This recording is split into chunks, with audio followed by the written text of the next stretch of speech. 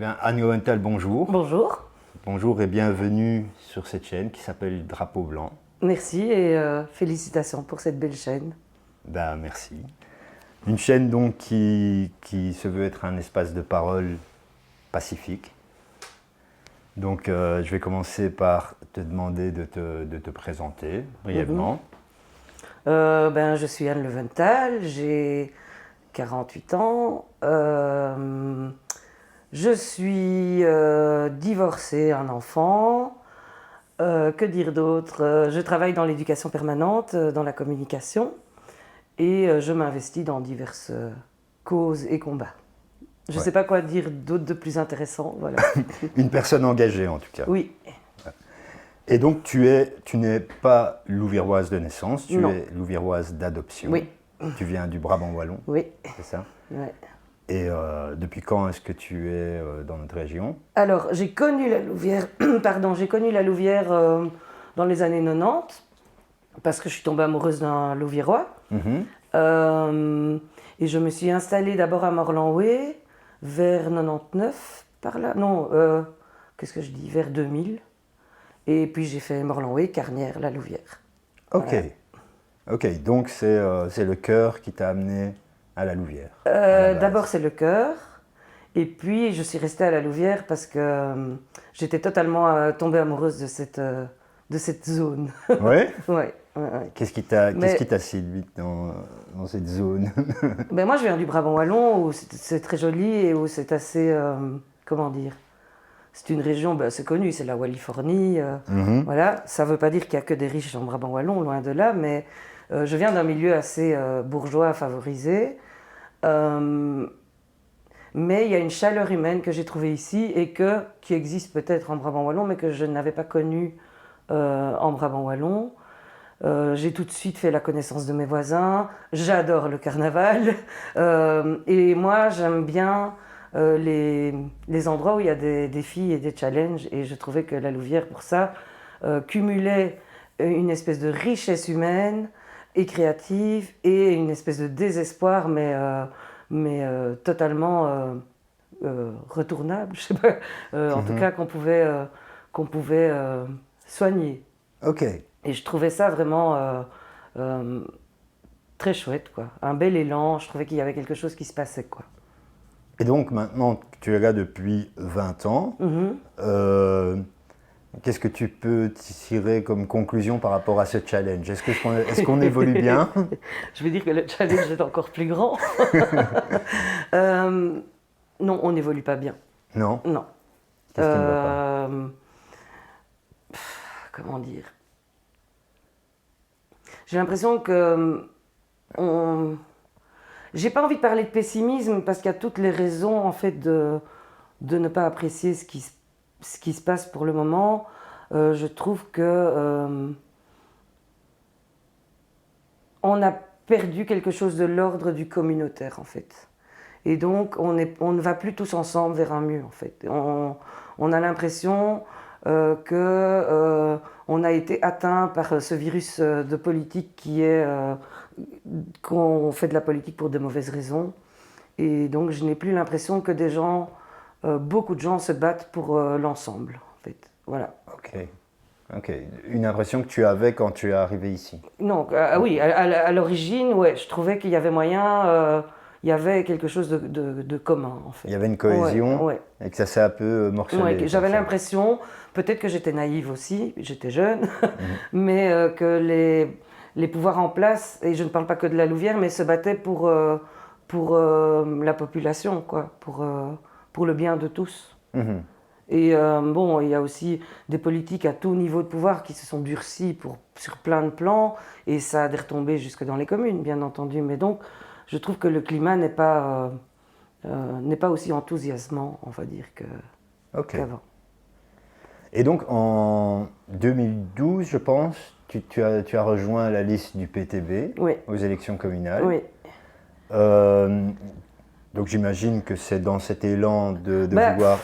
Pas tellement. Enfin, c'est. En fait, le PTB, pas la Louvière, le PTB est venu me chercher parce que j'avais une notoriété sur les réseaux sociaux.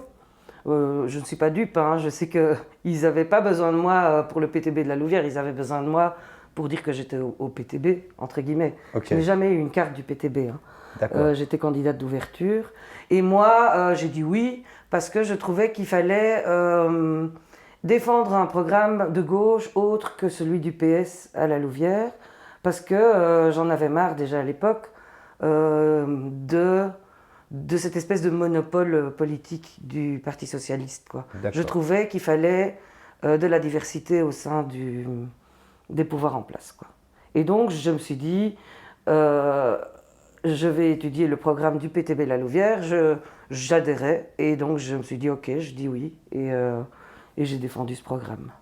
Et quelles sont les idées qui t'ont séduite justement Au PTB dans ce programme?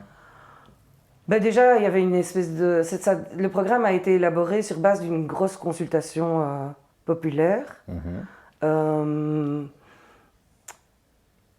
le trouvais assez solidaire. Le PTB a toujours visé juste, enfin ça on pourra en parler, mais je trouve pas qu'ils communiquent super bien, mais en tout cas, ils ont toujours dit que l'argent il y en avait, qu'il fallait aller le chercher, des choses comme ça. Et donc je trouve que la médecine pour le peuple, on a beau dire, certains les accusent de faire ça pour obtenir des voix. Je pense que c'est super important. Le PTB réclamait ça aussi. Il ne réclamait pas le monopole des maisons médicales, mais il réclamait qu'il y en ait d'autres qui s'ouvrent.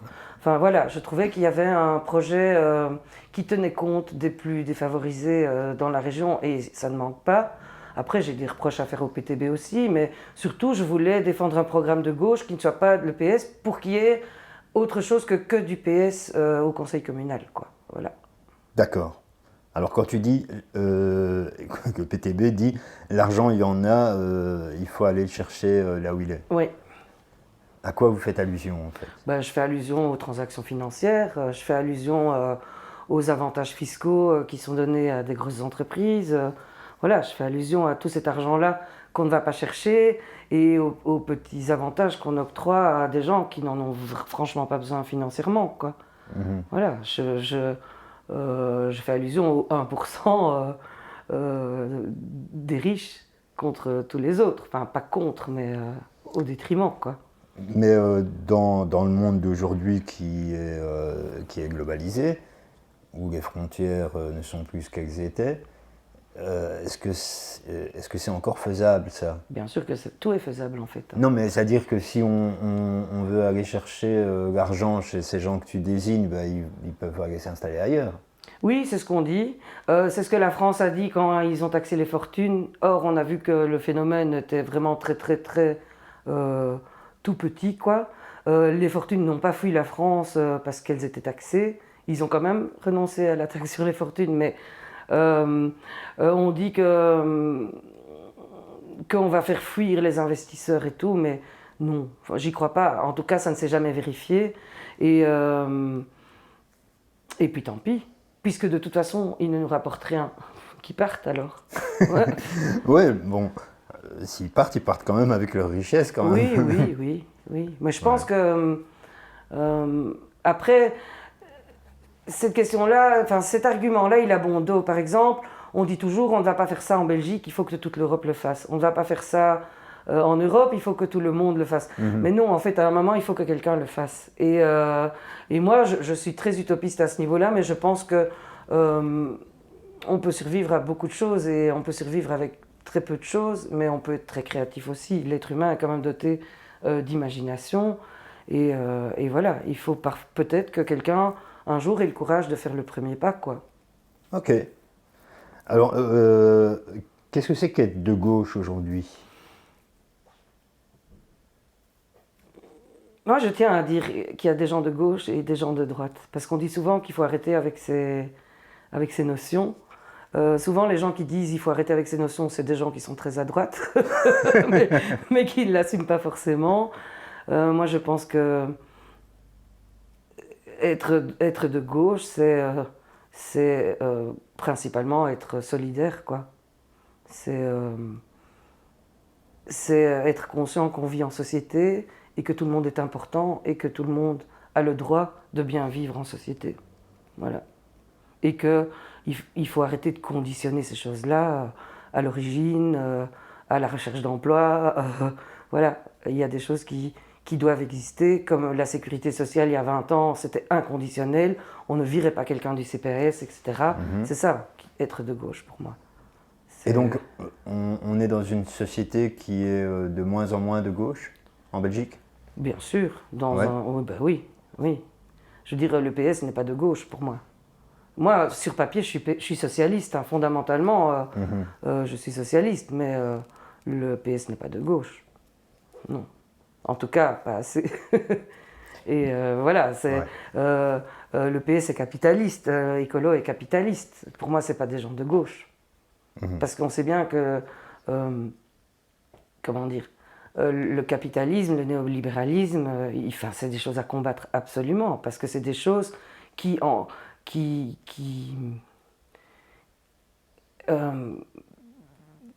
produisent de la misère, en fait. Okay. Voilà, on voit quand même qu'à Bruxelles, on a en 3 ans 30% de SDF en plus. Enfin, c'est quand même énorme, quoi. Et pourtant, Bruxelles, pour le moment, c'est PS écolo, quoi. Okay. Voilà, Alors, justement, les partis tels que le Parti socialiste sont nés en Belgique de l'ère industrielle, dans un élan de défense des intérêts des ouvriers. Aujourd'hui, le monde a beaucoup changé. On a vécu une désindustrialisation de nos régions, donc les ouvriers, il y en a de moins en moins. Est-ce que justement le discours des partis de gauche ne manque pas un peu d'inspiration? Bien sûr, et le discours des syndicats aussi. Par exemple, moi j'ai été chômeuse 1 an dans ma vie. Je me suis octroyé 1 an de chômage dans ma vie parce qu'il faut dire ce qu'il y a, je suis quand même quelqu'un de favorisé à ce niveau-là aussi. De l'emploi, j'en trouve. Et j'ai mené des combats à ce moment-là et j'ai remarqué que par exemple, les syndicats auxquels 90% des chômeurs cotisent pour avoir plus vite leurs allocations ne parlent jamais des chômeurs, par exemple. On ne parle jamais des sans-emploi dans les combats syndicaux ou dans les partis, on ne défend jamais les sans-emploi. Ils nous disent tous qu'ils sont d'accord, par exemple, que le statut de cohabitant est une aberration et qu'il faut le supprimer, mais il n'y en a jamais un qui dit on va supprimer le statut de cohabitant. Et donc, c'est pas parce qu'il y a plus d'ouvriers qu'il n'y a plus personne à défendre, au contraire. Ouais. Donc, des causes sociales, il y en a à l'appel, il suffit de se pencher, quoi. Enfin, et littéralement en plus. Donc, Ouais. voilà. Ok. Donc les partis de gauche devraient peut-être renouveler un petit peu leur discours, Ils devraient renouveler. leur idéologie. Oui. Ouais. Ils devraient se demander pourquoi ils sont là et c'est quoi leur combat, quoi. Moi, c'est ce que je regrette énormément, c'est qu'il y ait tellement d'échéances électorales et qu'on mène partout des politiques à la petite semaine. On sent quand même fort qu'il y a des choses qu'on ne fait pas parce qu'elles sont à des horizons trop lointains, quoi. Et donc, effectivement, construire du logement social à la Louvière, c'est pas parce qu'aujourd'hui la majorité dit on va construire des logements sociaux qu'il y aura plus de logements sociaux aux prochaines élections. Ça demande du temps, ça demande des investissements. Mais pourtant, c'est ça qu'il faut faire. Et donc, on ne fait plus des choses comme ça. On ne fait que des petites choses, et parfois on fait des petites choses immondes en plus, parce qu'on pense prochaines élections. Voilà. Donc il y a peut-être là quelque chose à revoir dans notre fonctionnement, dans le fonctionnement de notre démocratie alors. Oui, il y a aussi, mais ça on le sait, on le dit depuis 8000 ans, tous les partis font sans arrêt des dérogations, mais il faut arrêter le carriérisme en politique. Ça, c'est pour moi une des clés. C'est le jour où plus aucun politicien ne se dira qu'il peut faire toute sa vie en politique, eh ben, ils prendront peut-être des mesures qui, ils savent bien, seront mises en branle quand ils sont là et devront continuer quand ils ne seront plus là. Mais ici, ce qui se passe, c'est qu'ils se disent tous, mais non, il faut qu'on vote pour moi aux prochaines élections, en fait. Et il y a des mecs comme ça et des femmes qui sont en politique, qui n'ont jamais travaillé de leur vie et qui ont 60 ans, 70 ans et qui n'ont fait que de la politique. Et donc évidemment, ces gens-là ne prennent pas des décisions pour autre chose que pour eux-mêmes en fait. Ok. Voilà. Donc il faudrait quoi, limiter le nombre de mandats? Bien sûr, un mandat, 2 mandats. Avec le collectif Manifestement, on a parlé de dégagisme et on disait que la politique, ça devait être une corvée et qu'on exerçait sur un siège éjectable, quoi. La politique, c'est pas une carrière, c'est pas un métier. Voilà. Et quel parti va porter ce genre de projet? Aucun. Écolo a un petit peu sur papier une éthique à ce niveau-là, c'est-à-dire qu'ils peuvent pas renouveler plus de 2 fois ou je sais plus leur mandat au même niveau de pouvoir. Mais il y a des dérogations, un peu trop. Il y a aussi des gens qui sont quand même en politique depuis très longtemps parce qu'ils passent d'un niveau de pouvoir à l'autre. Mais Écolo, sur papier, a une bonne politique à ce niveau-là, je pense. C'est juste, c'est pas une carrière. Tu rentres en politique, génial, très bien. Sache que dans 2 mandats, tu retournes à autre chose, quoi. Okay, et en plus, il n'y a pas que la politique, ça s'exerce de 10 000 manières. Moi aussi, je fais de la politique. Je ne suis pas dans un parti. Ouais. Voilà. Okay. Toi aussi, tu fais de la politique. En donnant la parole aux citoyens. C'est très politique. Faut pas le dire. Non, mais pour moi, la politique, c'est pas un vilain mot. Hein. Oui, non, mais... Voilà. J'entends bien. Alors, tu n'as pas réitéré l'expérience? Non, parce que j'avais fait ce que je voulais faire. Mon micro, oui, ça va. Non, ça va très bien. Parce que je voulais juste soutenir un programme et je l'ai fait, voilà. Et puis c'est tout? Oui, parce que moi, je n'ai aucune envie de rentrer dans un parti politique parce que je sais qu'on ne s'y sent pas forcément libre non plus et que j'ai cette liberté de dire ce que je veux, de critiquer ce que je veux, y compris les partis avec lesquels je m'entends bien. Et je sais que c'est une liberté que je n'aurais pas si j'étais inscrite dans un parti. Voilà. Est-ce qu'on peut imaginer une démocratie sans parti? Oui, peut-être sans parti, mais sans leader, non. Enfin, moi, je ne crois pas à ça. Mais je pense que la nature humaine est ainsi faite qu'il y a des gens qui lead et il y a des gens qui suivent ou qui construisent derrière les... Mais c'est pas les bons et les mauvais. Tout le monde est important dans une société, mais tout le monde n'a pas envie de prendre la tête d'un mouvement ou de quelque chose. Et donc j'aime bien, moi, le fait d'élire des candidats, parce que j'ai pas envie... Enfin, je trouve qu'il faut le vouloir quand même. Enfin, c'est pas facile non plus de faire de la politique, mais... par contre, j'aimerais bien que ce soit beaucoup plus ouvert à tout le monde, parce qu'on sait aussi que c'est très rare de venir d'un milieu défavorisé et d'avoir un mandat en politique. Voilà, il y en a qui sont pour le tirage au sort. Moi, j'ai quelques réserves dans la mesure où je trouve qu'il faudrait d'abord mieux éduquer tout le monde à la politique. Je pense qu'il faut armer les gens. C'est pour ça aussi que je suis dans l'éducation permanente. Je pense qu'il faut armer les gens avant de les lancer dans des choses comme ça, mais je ne suis pas contre le principe, par exemple, d'un tirage au sort, quoi. Dans certaines conditions, quoi. On pourrait imaginer un tirage au sort sur base volontaire. Hein. Par exemple, oui. Oui, moi, j'ai rien contre aucun système, en fait. J'ai juste contre les gens qui abusent de leur pouvoir, voilà.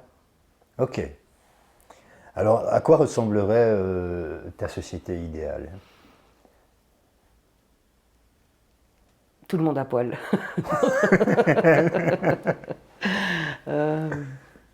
Elle serait solidaire, quoi. Je ne sais pas comment te dire. Ma société idéale, ce serait une société où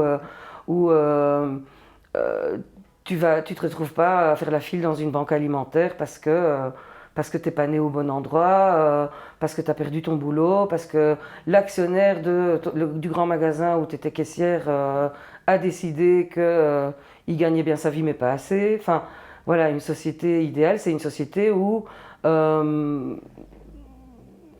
personne ne manque de rien. Voilà. Et il y a tout à fait moyen. Ouais. Bien sûr.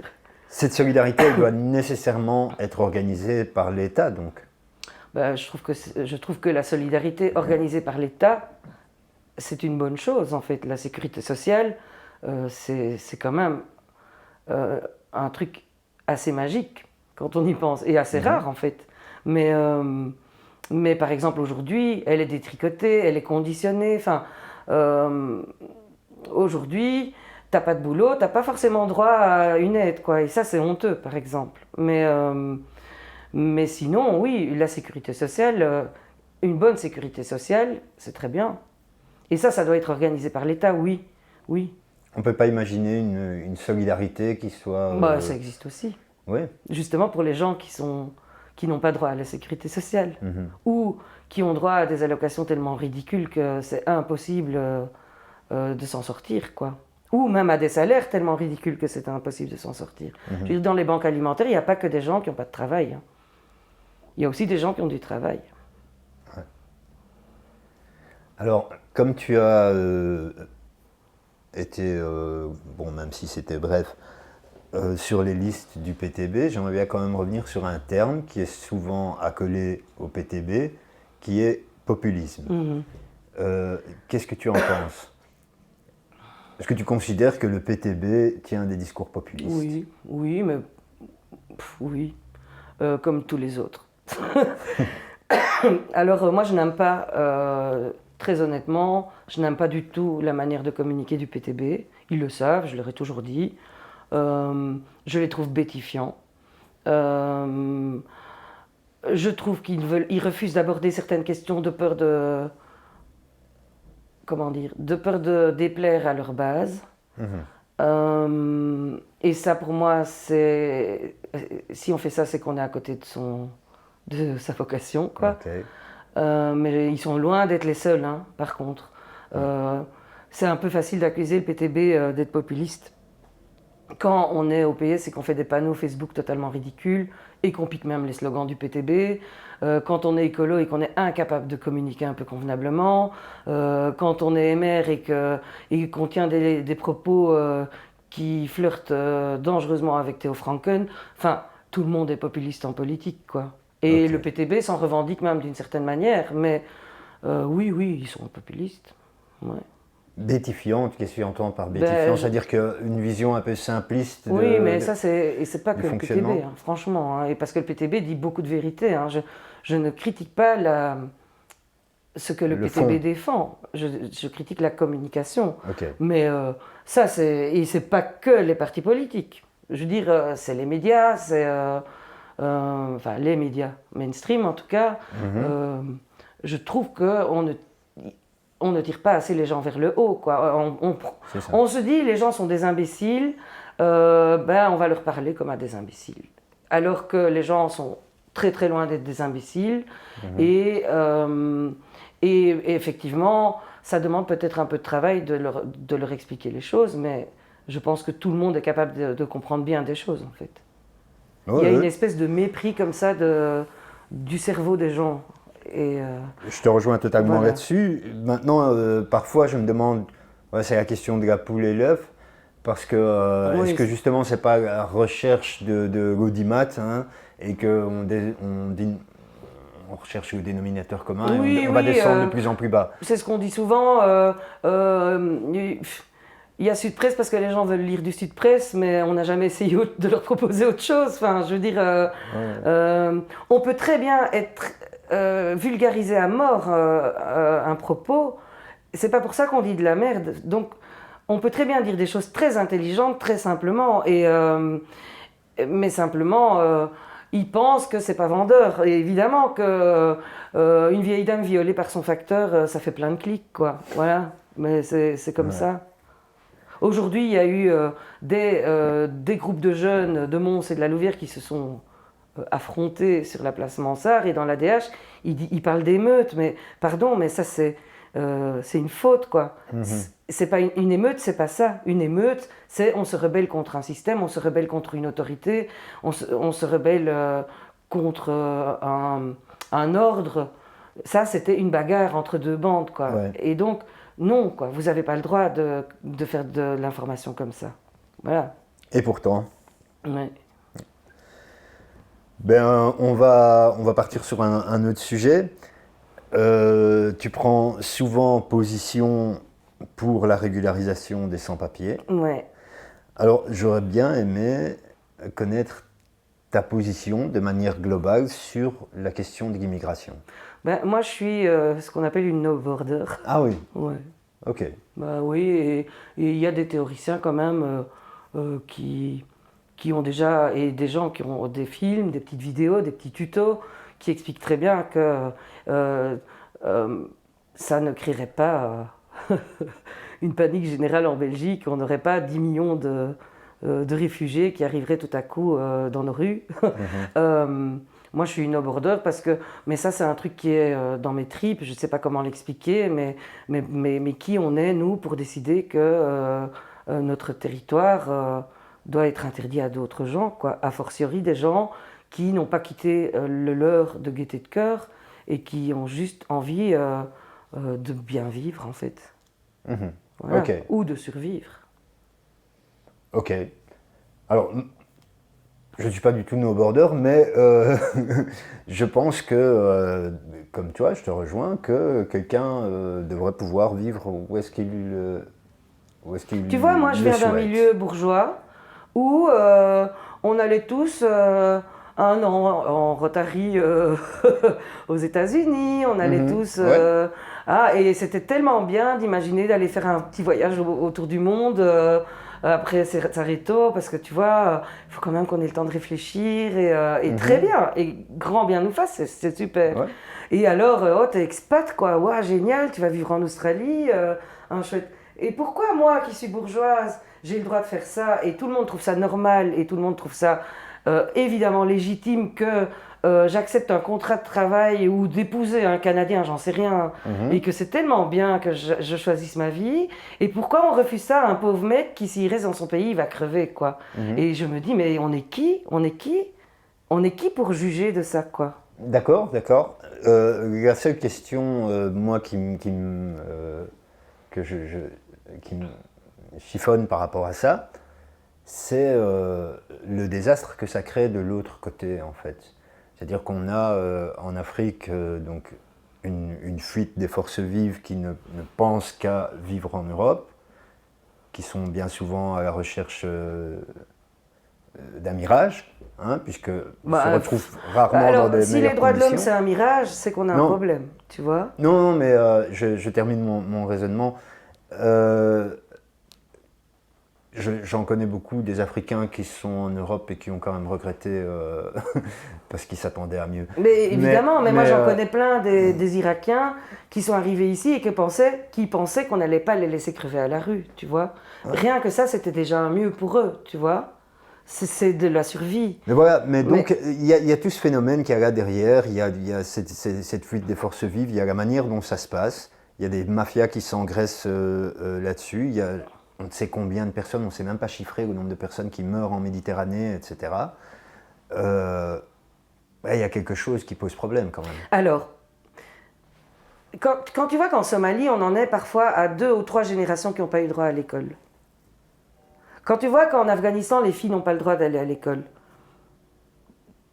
Qu'est-ce que c'est les forces vives dans leur pays? Je veux dire, alors, d'accord, il y en a qui disent, ouais, ils pourraient se battre dans leur pays pour que les choses aillent mieux. Ben non, en fait, ils doivent sauver la vie de leurs gosses, quoi. Tu vois? Et donc, effectivement, dans un monde idéal, personne n'aurait à fuir son pays, et peut-être bien que ce serait bien qu'on aide un peu mieux certains pays. Mais quand tu vois que nos autorités collaborent avec ce qu'il y a de pire en matière de dictateurs au monde, pour repérer les 2 ou 3 blacks là, voir s'ils ne sont pas du pays. Enfin, tu te dis, mais voilà. Évidemment que ces mecs-là, ils viennent en Belgique parce que là-bas, ils vont se faire tuer, quoi. C'est tout. Mhm. Et donc, oui, dans un monde idéal, eh ben, personne n'aurait à quitter son pays autrement que par envie de quitter son pays. Voilà. Voilà. Ça, c'est le monde idéal. Ouais. Eh ben, il n'est pas idéal. Mais ce que je veux dire, oui, d'accord, mais je veux dire que, ok, d'ailleurs je te rejoins, une personne devrait pouvoir vivre là où elle veut vivre, mais le problème c'est que ça ne peut pas être une solution en soi. Il y a un moment, il faut quand même s'attaquer au problème de manière beaucoup plus globale en y incluant le fait que voilà, l'immigration, on ne peut pas non plus la détacher de la géopolitique, du fait Bien sûr, qu'on profite des ressources africaines, etc. bien sûr. Et donc, il faut penser à un autre modèle que de n'avoir que d'autres solutions que de fuir son pays pour venir ici. On est bien d'accord, mais évidemment, je veux dire, on a pillé l'Afrique, et pas que l'Afrique, et on jouit encore de ces fruits-là aujourd'hui. Donc ça, ben voilà, ça on l'a fait. Mais il faut le reconnaître. Déjà, ce serait déjà un progrès. On a un vrai problème avec ça. Je ne sais pas comment expliquer, mais enfin, moi, les migrants que je connais, et j'en connais quand même pas mal, j'en connais aucun qui avait envie de quitter son pays, et j'en connais aucun qui ne rêve pas d'y retourner vivre une vie heureuse. Mais il y a juste, enfin, je ne sais pas comment t'expliquer, je veux dire, regarde la Syrie, quoi. Ouais, on est dans l'urgence, quoi. Tu ne peux pas envisager maintenant de...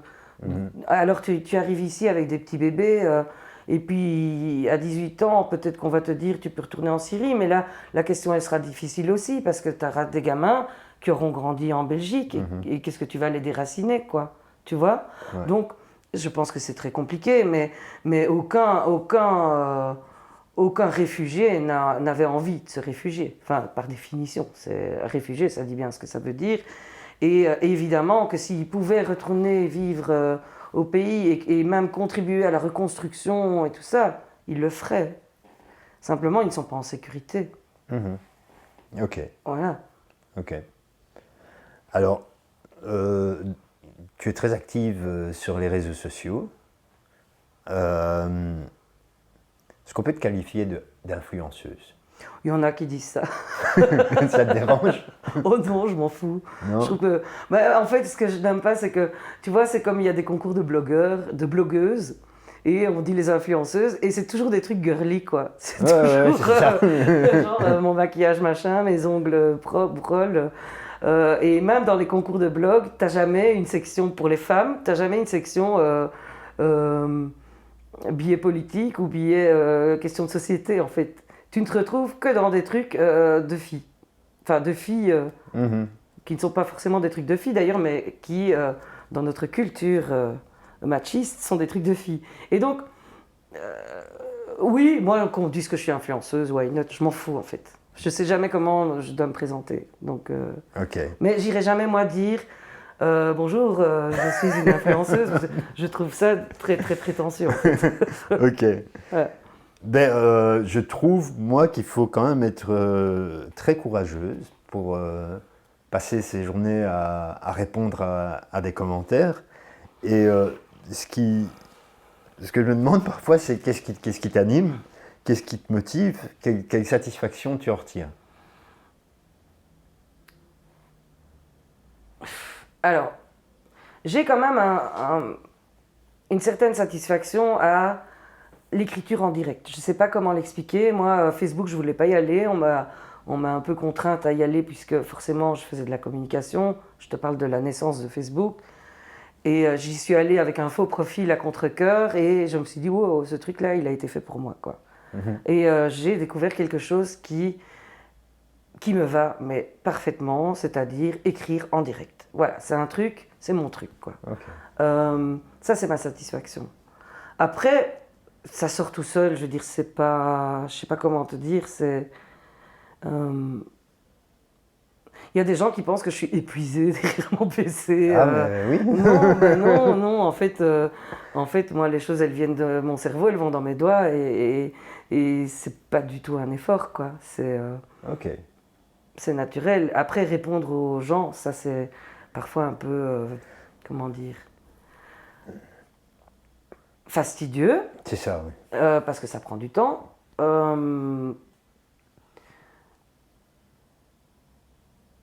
C'est parfois aussi très blessant, mais en même temps, j'arrive à... Je veux dire, quand on diffuse des photos de toi en truie, ou... Enfin, tu vois... En fait, je sais pas si ça me touche. Tu vois, ça me touche que des gens... que des gens en soient réduits à ça. J'ai presque pitié d'eux et je n'aime pas avoir pitié. Enfin, tu vois ce que je veux dire, mais je ne me sens pas blessée parce que c'est des cons et parce qu'ils me connaissent pas. Tu vois, moi sur Twitter, des fois, il y a encore des gens qui disent ouais, Anne Leventhal, la glandeuse qui est au chômage et qui ne fait rien de sa vie. Ok, gars, j'ai chômé 1 an dans ma vie. Si pour toi, ça en dit quelque chose de moi, tant pis, je vais pas aller lui dire, mais tu sais, en fait, j'ai un contrat de travail. Hein. Enfin, je m'en fous. C'est des cons, quoi. Enfin, tu vois ce que je veux dire, ça ne me blesse pas, mais des fois, ça me presse quand même un petit peu parce que parfois, ça déferle, quoi. Et donc, voilà, c'est se faire insulter pendant 3 heures, c'est jamais gai, quoi. Bah oui, j'imagine. Voilà. Mais tu t'es forgé une carapace, quoi. Bah oui, enfin, oui, je veux dire, c'est pas mes amis, c'est pas des gens dont j'estime l'intelligence, c'est pas des gens qui comptent pour moi, voilà. Ok. Et quand ça vient de quelqu'un d'intelligent? Mais déjà, les gens intelligents, ils ne t'attaquent pas gratuitement, Oui, ils vont non. t'attaquer sur le fond, quoi. Ouais. Et parfois, c'est un peu... Ben là, ça peut plus me... Parce que des fois, évidemment, moi, je n'estime pas que je suis bête, je suis intelligente, mais je ne suis pas la seule fille intelligente au monde, et il y a des gens bien plus intelligents que moi. Bon, là, après, ça me demande quand même un petit effort, mais c'est très intéressant. Du coup, j'apprends des choses aussi. Ouais. Ouais. Mais moi, je vais dire personnellement que à chaque fois que je vois passer, et peut-être que je me trompe, hein, chaque fois que je vois passer tes écrits, ben, c'est toujours des coups de gueule. Oui. Et alors je me dis, mais Anne Leventhal, est-ce qu'il y a quelque chose qui la réjouit quand même? Oui. Bah, des fois, je fais des blagues aussi. Il y a plein de choses qui me réjouissent. Déjà, moi, je dis toujours, c'est vrai que j'ai l'air d'être une femme en colère et probablement, j'ai pas de psy pour le moment, mais probablement que je suis quelqu'un d'en colère, mais je ne combattrais pas si je ne croyais pas que ça pouvait améliorer les choses, tu vois. Moi, je suis une optimiste. Si j'étais pessimiste, bah, je ne gueulerais pas, quoi.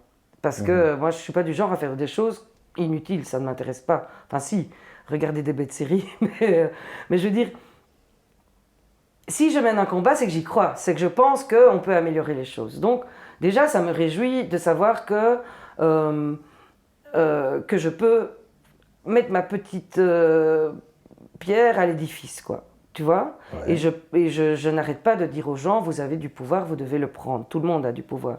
Et ça me réjouit.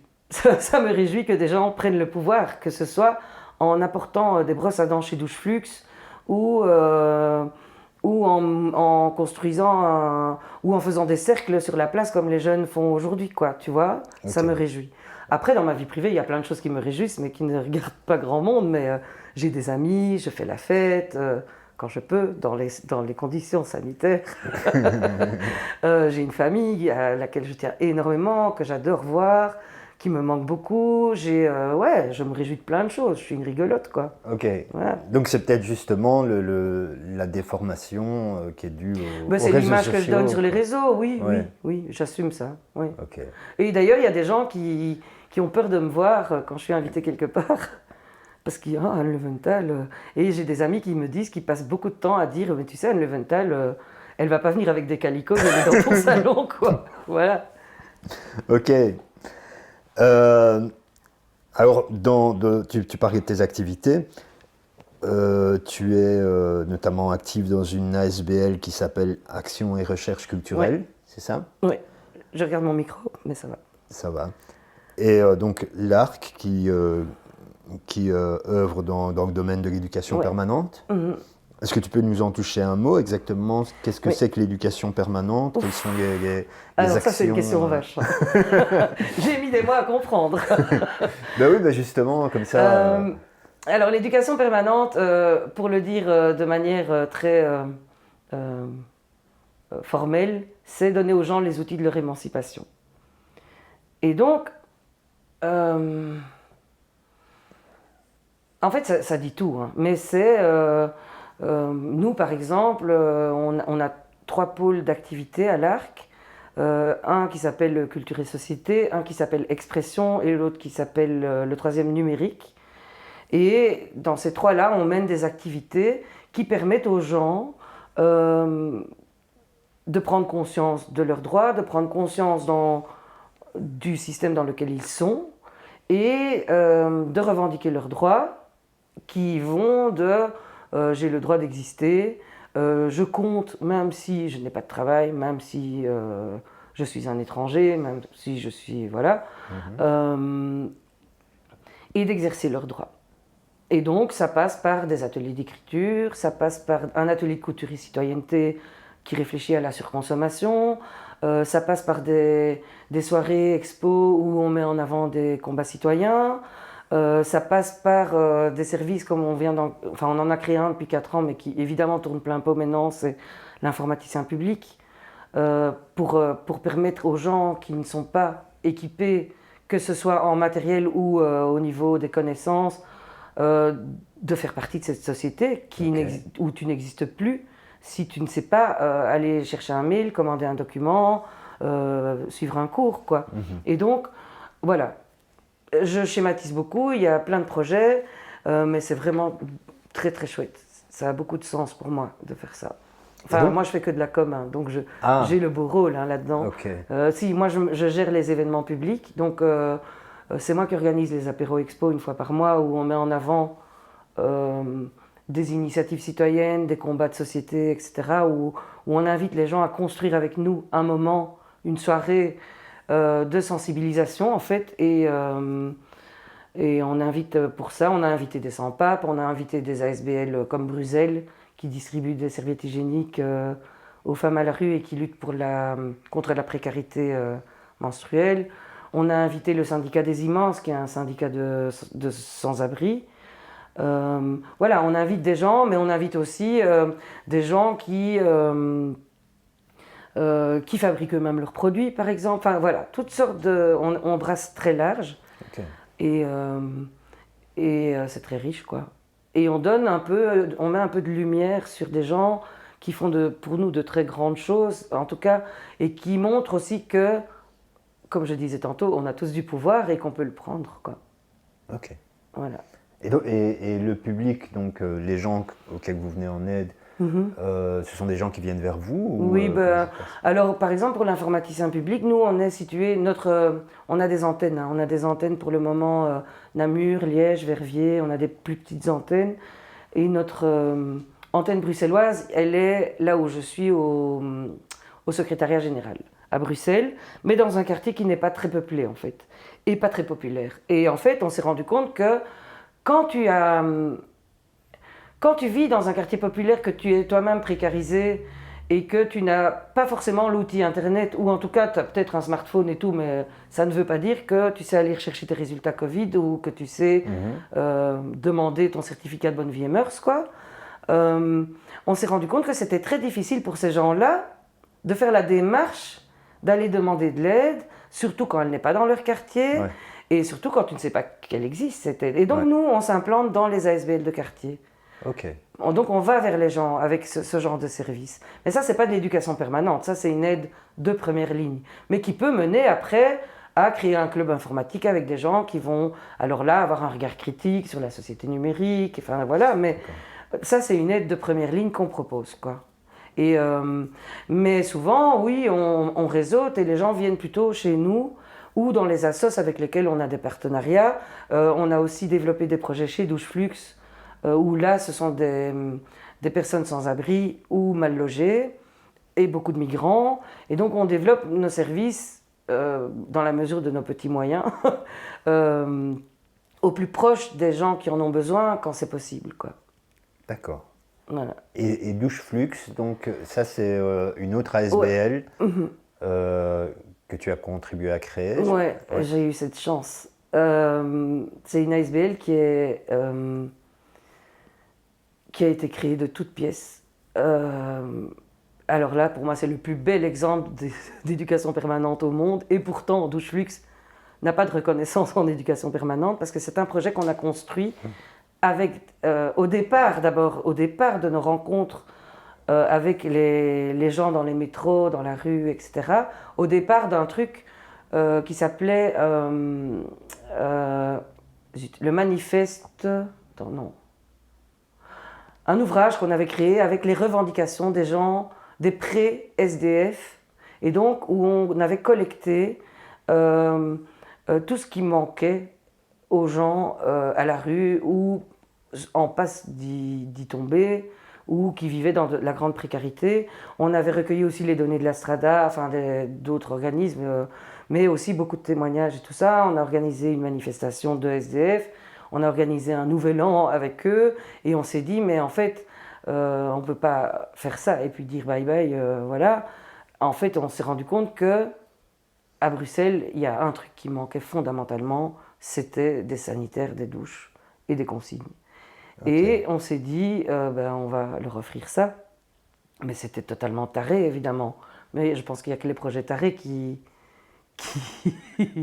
Donc on n'avait rien. On avait une salle chez Laurent Durcel où on a commencé des activités, en fait. On a commencé un magazine que les gens peuvent vendre à la rue. Parce qu'on s'est rendu compte que, tu vois, les journaux SDF et tout, bien souvent, c'est pas des journaux qui traitent de la problématique. Ce sont des journaux, on va dire, généralistes, qui s'appellent, je sais pas moi, SDF Magazine. Mais ici, le magazine de Douche Fluix, c'est un magazine écrit par un groupe de personnes précarisées, en fait. Ah oui. Maintenant, on dit des immenses. C'est individus dans une merde matérielle énorme, mais non sans exigence.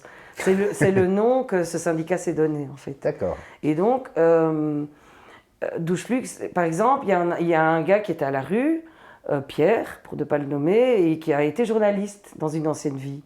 Et il a dit, moi, je vais faire une émission radio. Et ben, bam, on a pris contact avec Radio Panique et tout. Et maintenant, on a une émission qui s'appelle La Voix de la rue, une fois par mois, chez Radio Panique, tu vois. Génial, ça. Et tout le projet a été pensé avec ces gens-là, tu vois. Okay. Et donc, c'est juste magnifique. Et finalement, comme on n'obtenait pas de bâtiment, on a été trouver des gens qui avaient beaucoup de pognon. Et on a récolté les millions qu'il fallait pour acheter un bâtiment, pour installer les douches. Voilà, on voulait quelque chose de très beau, c'est très beau. Et petit à petit, on a eu une reconnaissance du politique qui est venu en grande pompe inaugurer les lieux, mais sans nous avoir donné 1 euro quoi, à ce moment-là. À part Sophie Wilmès qui s'occupait à l'époque de la loterie nationale et qui avait dégagé un petit fonds, il n'y a pas un des politiques qui était présent, et je peux dire qu'il y en avait beaucoup, qui nous avait donné 1 euro. Quoi. Okay. Et en fait, petit à petit, on a commencé à obtenir des subsides ponctuels. Mais structurels, je ne sais même pas si ça y est, mais c'est en passe en tout cas. Et donc, on ne fonctionne pour le moment que sur fonds privés, quoi. Avec des subsides ponctuels pour certains projets. Sur fonds privés, donc sur base de ce que vous produisez ou de dons? Donateurs qui sont constitués en SCRL, enfin des choses comme ça, quoi. Voilà. Mais bon, évidemment que le politique ne va jamais laisser Douche Flux périr faute de moyens. Hein. On a quand même un peu confiance, quoi. Mais ça manque, comme tous les services sociaux de première ligne, on manque d'argent, quoi. Voilà. Et donc, dans les locaux, vous proposez aux ils SDF. proposent, hein, parce que moi, je vais rester très à ma place. Je n'y suis pas du tout au quotidien. Maintenant, je fais partie de l'Assemblée Générale. J'aide quand je peux aider. On développe des projets de l'ARC là-bas, mais c'est pas moi qui gère le quotidien chez Douche Flux. Hein, j'y suis pas. Ah, d'accord. Enfin, tu vois. D'accord. Mais dans les locaux, il y a c'est devenu un centre de jour, donc il y a une grande salle. Bon, je te parle hors Covid. Hein. Il y a une grande salle où il y a plein de prises électriques et de prises pour brancher ses GSM et tout ça. Il y a le Wi-Fi, ça c'est fondamental. Il y a des consignes, petites, moyennes et grandes. Et au sous-sol, il y a des douches. Et il y a aussi un service lavoir. Super. Donc tu vas là. Tu donnes tes vêtements, ils sont mis dans un petit panier en tissu. On te prête un training et t'attends que ta lessive se fasse, quoi. Pendant ce temps, tu vas te laver, tu attends dans la salle. Tu peux aller participer à un projet, tu peux aller recoudre un vêtement, tu peux...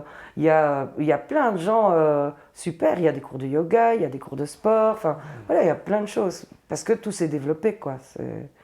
Et donc voilà. Ah ben, c'est génial. Mais c'est un fameux boulot qu'ils font là-bas. Enfin, je veux dire, c'est des dizaines de bénévoles qui nettoient les douches, qui nettoient les WC, qui nettoient la salle, qui gèrent le flux. Enfin, c'est énorme ce qu'ils font. C'est vraiment colossal, quoi. Et ça fait combien de temps que ça dure? Pouh, je sais plus. Ah, Pas très longtemps. pas très longtemps? Non, non. Quelques années. Moins de 10 ans, quoi. Oui, oui. Ah oui, oui. Ben, nous, Douche Fluide, c'est peut-être né il y a 10 ans, l'idée, et le début des petites activités, mais le bâtiment a été inauguré il y a quelques années, quoi. Ok. Ah ben c'est super, en Ouais. tout cas. Alors, dans un autre registre, tu participes à un journal satirique qui a eu naissance assez récemment aussi d'ailleurs, Ben, 20 exemplaires, donc 20 semaines. 20 semaines, qui s'appelle Misère. Ouais. Est-ce que tu peux un petit peu nous en parler? Qui est impliqué dans ce projet? Des gens. Secret? Non, non, c'est pas secret pour tout le monde. Il y a des... Bon, moi, je suis pas anonyme par définition. Je veux plus être anonyme dans rien. Donc, il y a moi. Il y a des gens que tout le monde connaît puisqu'ils signent leurs dessins. C'est Phil de Cressac, El Migo, Freddy Tougo. Ah oui, Freddy Tougo. Ouais. À la rédaction? À la rédaction et... Oui, à la rédaction, en fait. Oui, oui, il dessine pas. Oui, oui. Que à la rédaction. Et alors, il y a d'autres gens qui préfèrent ne pas se dévoiler pour des raisons que je comprends, hein, qui sont professionnelles, voilà. D'accord, bah, ils ont le droit. Oui. Ils ne s'en cachent pas forcément, mais bon, je ne vais pas dire leur nom ici, vu que voilà. Ok. Ouais. Et en quoi ça consiste? Décris-nous un petit peu. Ben, c'est un Misère. journal satirique. Numérique uniquement? Alors, pour le moment, malheureusement, on n'a pas de sous, donc Ouais. c'est une page Facebook, en gros, où on diffuse tous les samedis matins. Entre 6 et 10 pages, mais on va arrêter peut-être 10 pages, c'est beaucoup. Du coup, c'est difficile à diffuser sur Twitter.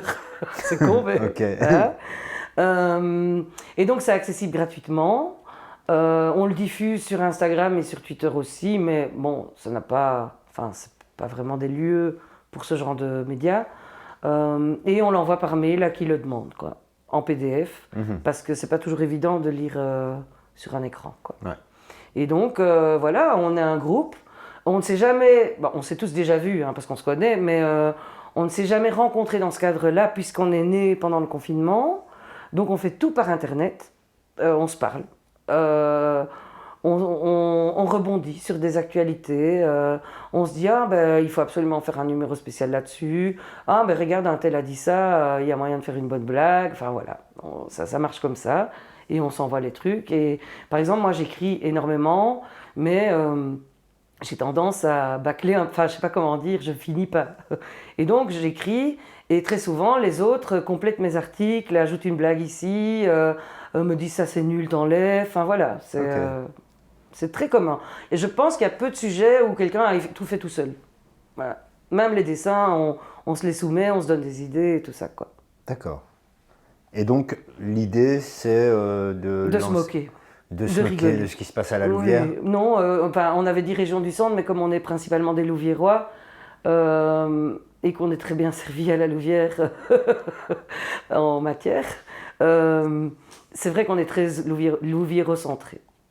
Mais c'est comme ça, mais peut-être ça va s'élargir. En tout cas, c'est pas une volonté, forcément. D'accord. Alors, moi, je vais te dire, je vois Misère, je vois parfois des trucs très amusants, mais j'ai quand même une petite réserve par rapport à ça. C'est que je vois souvent les mêmes personnes qui sont raillées, et je me demande parfois si c'est pas un petit peu de l'acharnement. Oui, bah, écoute, c'est une question qu'on s'est même posée entre nous. On s'est dit, il faut absolument qu'on tape sur tout le monde. Le problème, c'est que tout le monde n'apparaît pas tout le temps sur la place publique et dans l'actualité. Nous, on ne parle pas de choses privées, on ne parle que de choses publiques qui sont sues et connues de tous. On ne révèle rien, on n'est pas le canard enchaîné, par exemple, qui mélange un peu les genres et qui fait aussi du scoop. Et nous, non, c'est pas... on se moque, quoi, tu vois. Et c'est vrai qu'il y a des fois où... pardon, mais un tel s'est tellement distingué qu'on ne peut pas non plus faire comme si ils étaient moins distingués que les autres, quoi. Et il y a parfois des gens qu'on ne voit pas du tout sur une semaine. On ne les a pas entendus, on ne les a pas vus, on ne sait pas quelles actions ils ont menées, on ne sait pas ils n'ont pas communiqué. Et donc on ne va pas non plus aller les chercher juste pour aller les chercher, quoi. Donc évidemment qu'il y a des gens qui prêtent plus flanc que les autres. Et ça fait partie, malheureusement ou heureusement pour eux, parce qu'il y en a quand même qui ont de l'humour et qui savent très bien qu'en plus, ça peut... Enfin, rire de ça ne peut que leur faire du bien, même au niveau électoral. Mais bon, il y en a qui ont quand même du mal avec l'autodérision. Mais évidemment que le mec qui a beaucoup de pouvoir, eh ben, il sera plus exposé, quoi. Ça, c'est la loi du genre. Hein. D'accord. Il l'est aussi dans les médias. Hein. Voilà. D'accord. Et justement, tu viens à moitié de répondre à la deuxième réserve que j'avais, c'est que finalement, ces gens que vous donnez l'air de critiquer, vous finissez par leur rendre plus service qu'autre chose. Moi, on me fait ce reproche-là à plein d'égards, en fait. Même quand je fustige Sud Presse ou l'une ou l'autre décision ou l'un ou l'autre propos, on me dit tu leur fais de la pub. Mais à un moment, c'est quand qu'on décide que on arrête de critiquer ce qui se passe. Et donc, c'est important de critiquer ce qui se passe. Et c'est important d'offrir un regard critique. Pour moi, l'humour, c'est un regard critique qu'on porte sur les choses. Et donc, on peut aussi décider de ne plus en parler parce que ça leur fait de la pub, mais alors on les laisse faire. Oui, c'est pas le problème de la critique, c'est peut-être simplement de la récurrence. Oui, peut-être. Donc, le fait que vous les mettiez Mais devant de la scène chaque semaine. Enfin, c'est pas pour ça qu'on tape sur tout le monde, mais c'est une bonne raison de taper sur tout le monde, en tout cas. Ouais. D'être équitable. Mais c'est pas possible d'être équitable en politique, parce qu'il y a des gens qui font plus de choses que d'autres, et il y a des gens qui disent plus de choses que d'autres. Et donc, comment veux-tu qu'on mette autant...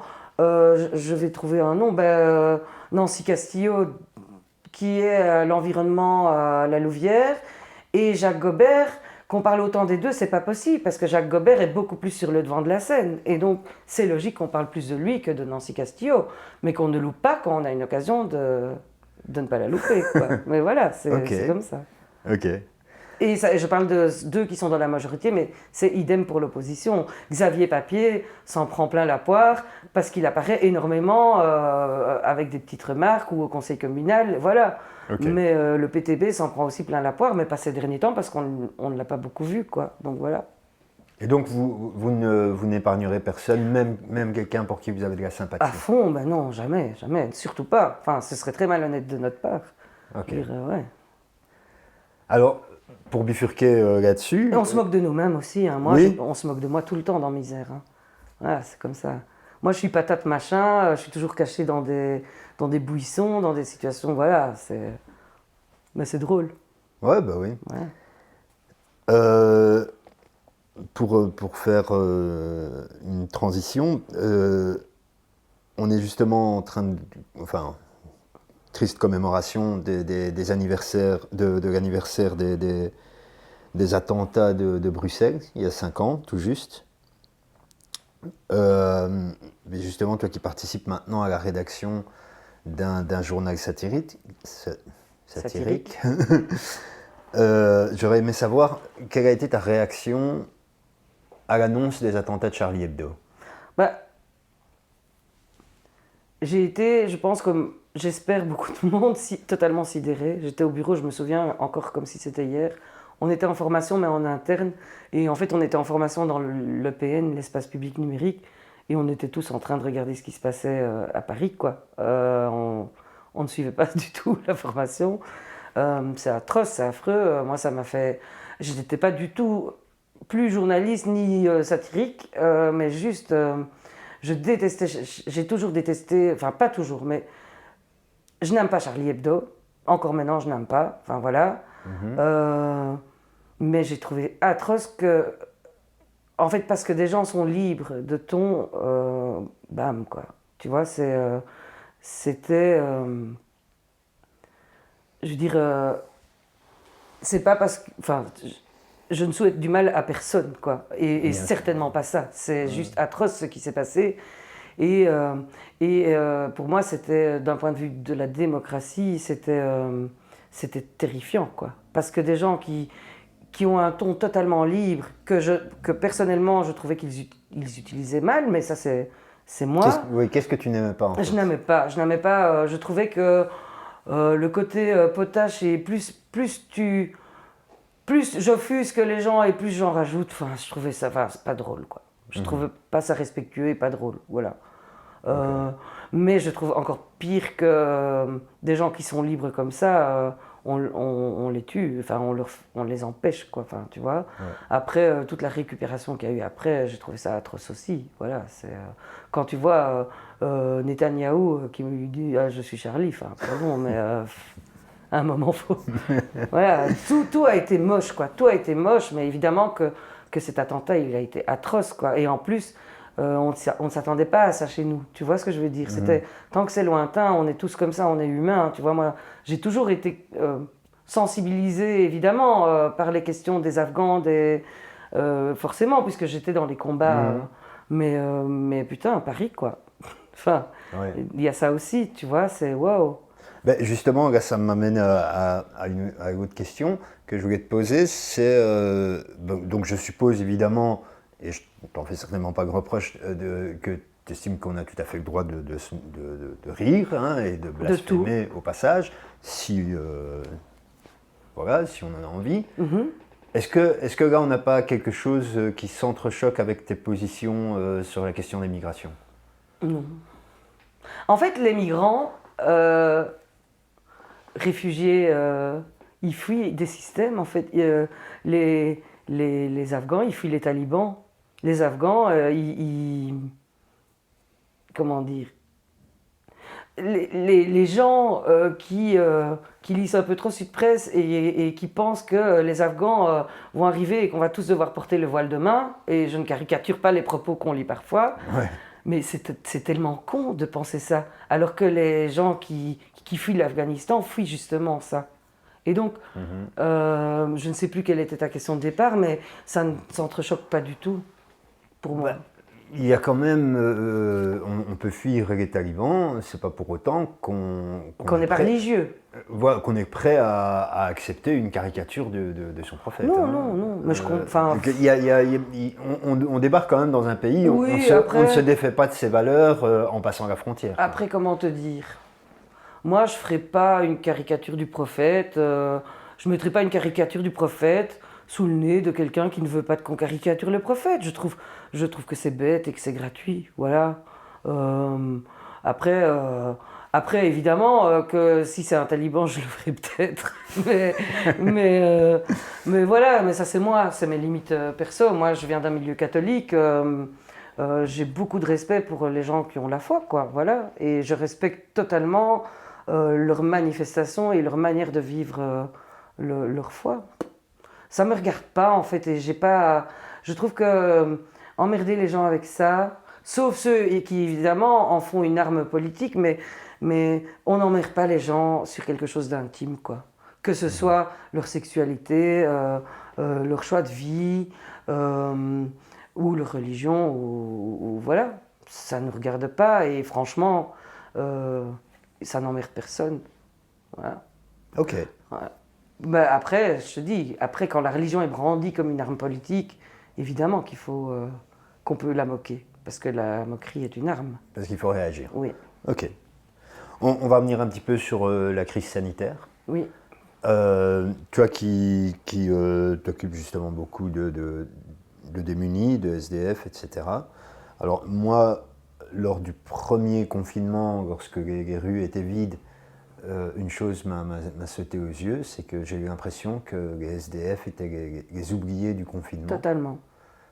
Quel regard tu portes sur, globalement, la gestion de cette crise sanitaire à un niveau fédéral, à un niveau local, et sur la question des SDF? Donc il y a 3 questions en une. En fait, moi, très vite, très vite, bon, d'abord j'ai eu le Covid, le 13 mars. Donc, ah ouais. Je suis dans les en avant-première. Ouais. Donc j'étais malade, donc j'étais chez moi, voilà. Et en fait, très vite, j'ai gueulé, parce que les sans-abri, mais pas que les sans-abri, les sans-revenus, et pas que les sans revenus, les associations de première ligne, il n'y avait rien pour eux, rien. Et même pire que ça, on nous interdisait de faire De les aider. des soupes populaires, on ne pouvait pas aller dans les métros, on ne pouvait pas aller au-dessus des métros, on ne pouvait pas distribuer de la bouffe. Doucheflux a dû virer tous ses bénévoles parce qu'il voulait limiter les risques pour tout le monde, tu vois.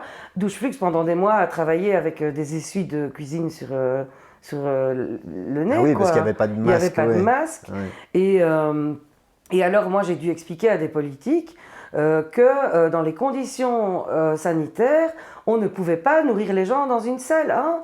Je dis, mais vous savez que les abris de jour ferment. Ah, mais pourquoi ils ferment? Je dis, mais parce que comment veux-tu mettre 20 personnes à 1,50 m de distance dans la salle de cette association? Et en fait, le politique, il n'avait rien compris. Et il y avait des gens à la rue qui ne savaient même pas qu'il y avait un virus. Et que c'est pour ça que les rues étaient désertes, quoi. C'est ahurissant, en fait. Et en fait, il a fallu désobéir pour nourrir des gens, quoi. Il a fallu dire, on demandait les autorisations, on demandait les autorisations et on les avait pas, quoi. Et puis, petit à petit, ça s'est centralisé. Ils ont réquisitionné des hôtels. Ils ont hébergé pas mal de gens. Il y en a encore qui sont dans les hôtels jusqu'à fin juin. Ça s'est assez bien géré, assez bien passé. Il y a des bâtiments qui ont été ouverts.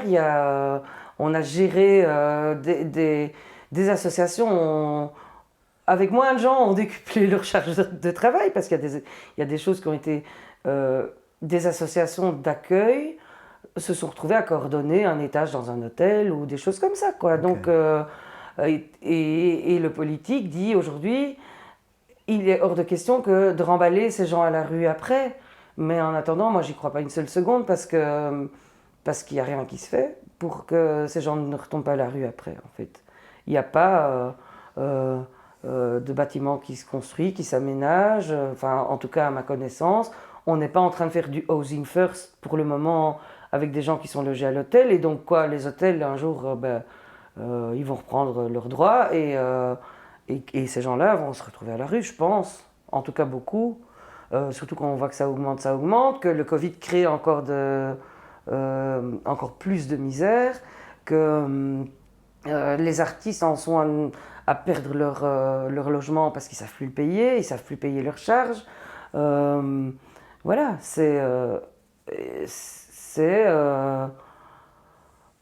on savait que le Covid arrivait, on savait que ce serait impossible à gérer et pourtant on a tout laissé comme ça dans l'impro, quoi.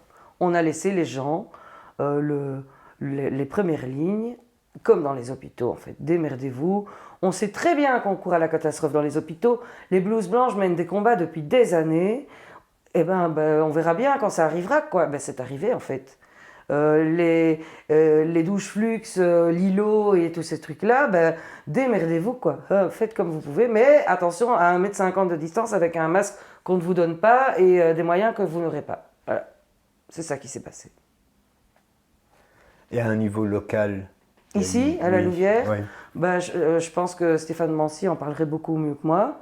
Je sais qu'ils ont manqué de tout aussi et que assez vite, ça s'est organisé, centralisé aussi au niveau d'un centre sportif, je pense. Et voilà. Mais je sais aussi qu'il manque de lits et qu'il ne les aura pas. Voilà. Et je sais aussi que les banques alimentaires ont demandé en octobre, je pense, des aides, parce que les files, moi je les vois, hein, c'est près de chez moi, les files, elles s'allongent. Pas besoin de vous excuser. Je me suis excusée. Non.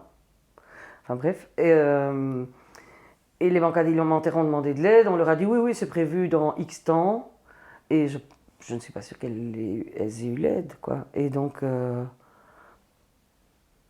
en fait, il y a des gens qui ne comptent pas, quoi. Mais comme les jeunes n'ont pas compté, mais à un autre niveau, tu vois. Mais les jeunes, il a fallu qu'on ait les premiers signes de peut-être psychose pour que, enfin, des dirigeants politiques disent « Ah ben oui, en fait, c'est dur psychologiquement. » Tu vois. Ouais. Et c'est maintenant qu'ils commencent à le dire. Hein. Ça fait 1 an que quand même tout le secteur jeunesse dit hey, « les gars, attention, Les jeunes, ça va pas, quoi. Tu parles des étudiants Des étudiants, des étudiants du secondaire, Ouais. des enfants, enfin c'est dur, quoi. En Mhm. plus, tout le monde ne vit pas dans une maison avec jardin et avec plusieurs pièces, quoi. Et C'est donc, ça. Ouais. c'est terrible, en fait. Ouais, notamment à Bruxelles, lors du premier confinement. C'est terrible, terrible. Je voyais beaucoup de gens qui râlaient de ces gens qui ne respectaient pas le confinement, comment mais veux-tu est-ce qu'ils savent ce que c'est que de vivre à 7 dans un Alors, dans une appartement avec famille deux où chambres? où tu as genre 3 enfants, un PC et tout le monde doit suivre des cours et il y a Ouais, le petit qui pleure, enfin, ouais, ouais, les gens réalisent pas ce que c'est horrible, c'est impossible de ne pas s'entretuer si on peut pas aller faire un tour dehors, quoi. c'est clair. Ouais. Enfin voilà. Et comment est-ce que tu vois l'avenir concernant cette crise? Est-ce qu'on va bientôt en sortir Moi, j'espère surtout que quand on va en sortir, on va bien veiller à lever toutes les mesures. Et je pense que ce sera un combat à mener. Je Mhm. pense on a perdu des libertés et qu'on doit absolument les récupérer après. Donc ta Euh, crainte, c'est qu'on se serve du Covid pour maintenir oui, certaines oui, mesures oui, qu'on a oui, mis en oui, place? oui, oui. Ouais. Et ma crainte aussi, c'est que euh, les gens, parce que tu vois, quand tu es pendant un an privé de revenus ou privé d'une partie de tes revenus, mais donc en fait tu accumules des problèmes financiers. Mhm. Et donc ça devient des montagnes. En un an, ça peut devenir... Ouais, ouais. Et j'ai peur aussi qu'on n'aide pas les gens à reconstruire ça fondamentalement, tu vois, qu'on leur donne un... Tu vois, Mhm. ou qu'on ne lève pas leurs dettes. Je sais pas comment il faut faire, Ouais, ouais. mais quand Electrabel te tombe sur la gueule avec un an de facture, voilà, c'est très très lourd, quoi. Ouais, ouais, ouais. Et donc, les artistes, mais pas que les artistes, hein, plein de gens qui ont été mis au chômage technique, qui s'en sortaient déjà difficilement, parce qu'il y a plein de gens qui s'en sortent pas avec un salaire, Mhm. vont avoir des problèmes lourds, en fait, à gérer. Et il faudra les aider à les gérer. Ouais. Voilà. Donc le gros de la crise risque d'être encore À fond, mais ouais, ouais, ouais. à venir, quoi. D'autant qu'on n'est pas sûr. Après, nous, on est là, on est jeunes et on est gain d'ailleurs. Et donc, on se dit évidemment qu'on va aller encombrer les cafés dès qu'on pourra. Mais je ne suis pas sûre de ça. Je ne suis pas sûre que les gens vont très vite retourner au théâtre, au café, au resto, tu vois. Ouais. Euh, D'autant que un café, non, mais un théâtre ou une salle de spectacle ou un cinéma, ben, il doit faire sa pub. Les cinémas, ben, ils veulent bien ouvrir, mais il n'y a pas de films qui sont sortis, par exemple. Enfin, tu vois. Ouais. Et donc, c'est toute une reconstruction qui ne se fera pas du jour au lendemain. Youpi, il n'y a plus de Covid. Et vraiment, il faudra s'attaquer à ça sur le fond, quoi. Ok. Quand on parle parfois de dictature sanitaire, c'est pas un peu excessif? Il y a des choses qui sont totalement excessives dans les mesures. Il y a des choses qui sont totalement excessives dans l'application des mesures, la manière dont on essaye de les faire respecter. Euh, Tu parles des amendes, par exemple? je parle des amendes qui sont totalement injustes. Enfin, tu vois, mais ça c'est comme toutes les amendes, c'est comme toutes les taxes. Quand t'as pas de revenus, payer 250 balles, c'est très lourd. Quand tu es riche, payer 250 balles, c'est rien du tout. Enfin, tu vois, Ouais. voilà. Pour moi, les couvre-feux, c'est un truc mais ahurissant. On ne doit pas faire. D'autant que ça ne se justifie pas d'un point de vue sanitaire. Peut-être que ça se justifie parce que ça donne moins de boulot à la police. Ça, j'en sais rien. Mais en tout cas, la raison n'est pas sanitaire. Euh, voilà, il y a des choses qui sont excessives, il y a des choses qui sont de toute façon toujours incohérentes et mal expliquées. Oui. Ouais. Euh, il y a des choses qui sont très significatives. Euh, en Espagne, on a ouvert d'abord les magasins locaux avant les grands magasins. Je veux dire, tout ça, ce sont des choix qui n'ont rien d'innocent en fait. Pourquoi on a laissé l'école Reut et les Deleuze ouverts, quoi, et pas l'épicerie du coin? Ouais. Ça, c'est un choix politique, tu vois. Qui ont fait jackpot avec le Covid. Bien sûr. Et donc, pourquoi les GAFAM, tous ceux qui travaillent dans les GAFAM se sont enrichis comme jamais pendant le Covid, tu vois, alors que on aurait pu aussi faire bénéficier les gens des logiciels libres. Enfin, tu vois, voilà, il y a des choix qui sont éminemment politiques, même si c'est pas toujours conscient. Et je pense que c'est une belle occasion de le relever. Euh, Après, moi, je pense pas qu'on puisse dire le totalitarisme du Covid. Oui, le virus est totalitaire, mais ça, c'est la faute à personne, quoi. Ouais, Voilà. ouais. Ok. Après, quand, par exemple, aussi qu'on promette des moyens aux infirmières au premier confinement et qu'elles les attendent toujours au début du troisième, enfin, il y a quand même quelque chose de l'ordre de l'irrespect total Ouais, qu'il faudra aussi relever. Voilà. Il y aura beaucoup de leçons à tirer, je pense. ouais, c'est clair. Ouais. Ben, déjà, pour un pays comme la Belgique, mais après, on n'est pas les seuls. Moi, quand je regarde, quand je vois ce qu'il y a en France, je me dis qu'on n'est quand même pas Apparemment, c'est bien le bordel là-bas, mais bon, c'est beaucoup plus grand, On donc n'est d'une pas les région pires, à quoi. l'autre et tout. Parce que Voilà. couvre-feu à 18h, je veux dire, nous, Ouais. on a quand même laissé respirer un Ouais. petit peu. Mais non, mais on peut se dire quand même que dans des pays développés comme les nôtres, ils ont quand même en droit de se demander est-ce qu'on a réagi? Parce que bon, la grosse question, c'était la capacité des hôpitaux. Qu'est-ce qu'on a fait depuis un an par rapport à ça? Alors, il paraît qu'il y a des décisions d'investissement qui ont été prises. C'est possible, hein, mais dans l'urgence. Regarde, moi j'ai une copine qui est directrice d'école, elle n'a toujours pas de masque, quoi. Enfin, si, elle en a parce qu'elle les Elle achète, les achète, oui. mais tu vois, c'est quand même ahurissant, quoi. Ouais, Enfin, voilà, c'est ouf, quoi. ouais, c'est dingue. Bon, on va terminer en revenant un petit peu sur la Louvière avec, on va essayer une note positive. Qu'est-ce que tu souhaiterais pour la Louvière? De quoi cette ville Un projet. de quoi cette ville aurait-elle besoin? Un projet. Une vision, tu vois. Mhm. C'est qu'est-ce qu'on se réunit, qu'est-ce qu'on veut pour la ville, tu vois. Qu'est-ce qu'on souhaite à cette ville. Et on y va. Voilà. Et je sais que ça a l'air con comme ça, mais c'est quand même pour moi le b.a.-ba et il n'est pas là. Ça manque de Bah, vision. Ouais. Est-ce que tu entends quelque chose qui est décidé dans le cadre d'un projet global? Nulle part. Je vois ça nulle part, en fait. C'est pas propre à la Louvière, mais c'est quand même assez particulier ici. Ouais. Voilà.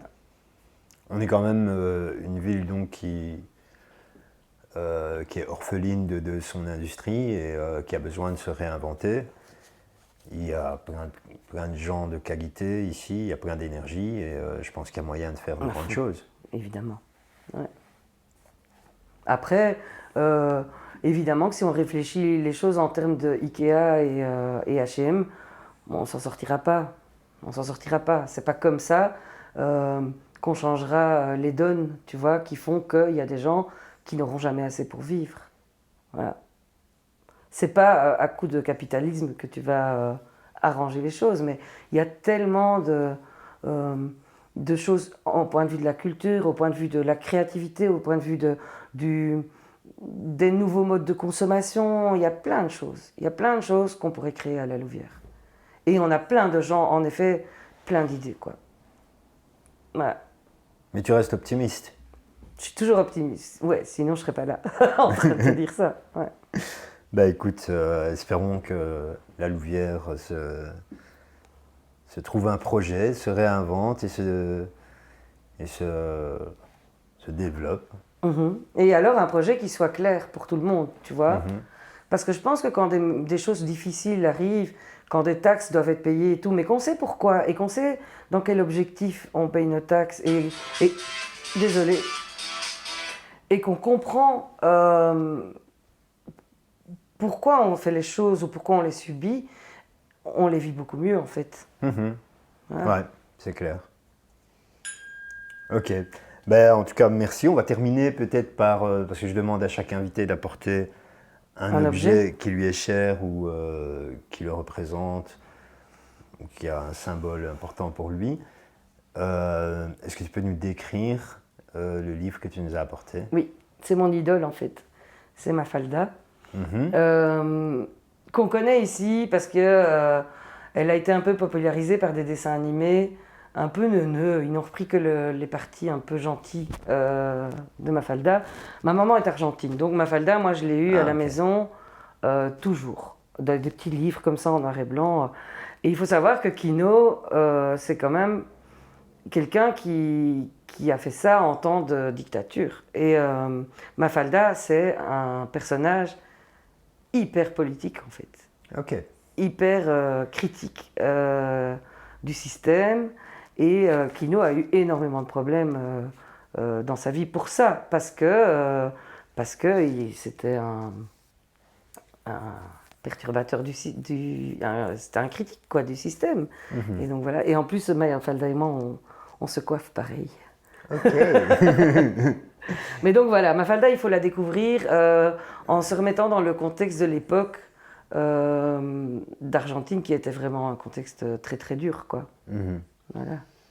Et donc, cet engagement, il est né en toi très tôt, finalement. Ouais, je sais pas très bien d'où. On me demande souvent d'où c'est né. Je sais pas.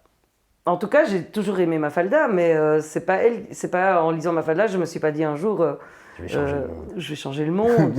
Je pense que comme tout le monde, j'ai des choses qui m'ont blessé, pas blessé ou frappé, et qu'il se fait que je suis comme je suis. Un jour, je ferai une psychanalyse et peut-être je pourrai expliquer pourquoi je suis qui je suis, mais voilà. À l'école, tu étais déjà Oui, revendicatrice. on m'appelait la passionnariat, la syndicaliste, Ouais. Rosa Luxembourg. Ça ne m'étonne pas. Et tu as apporté aussi Un carnet. Un carnet. Oui, c'est pour faire mon intello. J'ai toujours de quoi écrire sur moi. Ok. C'est pas que j'ai des belles phrases qui me viennent en tête, ça peut être je dois pas oublier d'acheter du PQ, ça peut être une idée pour misère, ça peut être une phrase qui me vient, oui, ça peut arriver. Et j'ai toujours besoin de savoir que je peux l'écrire et le garder, quoi.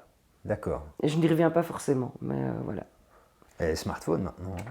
Et en plus, j'ai un smartphone où je peux prendre des notes. Ouais. Mais Tu préfères Ouais. ton carnet. Ouais. Ou un clavier d'ordi, ça j'aime bien. Mais... Ok. Super. Bon, en tout cas, merci beaucoup pour cet entretien. Avec plaisir. C'était J'espère sympa. que j'ai pas été trop décousue, mais voilà. Ah non, du tout, du tout. Ok. C'est très intéressant. Super. Et peut-être à une prochaine. Qui Ouais. sait. Quand tu veux. Merci beaucoup. On en a tout toujours cas. des choses à dire. Merci.